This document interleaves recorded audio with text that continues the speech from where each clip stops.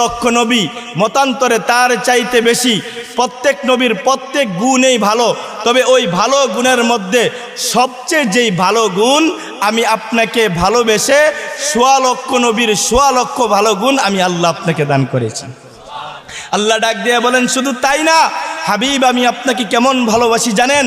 বিশেষ করে ২০ নবীর ২০টি গুণ।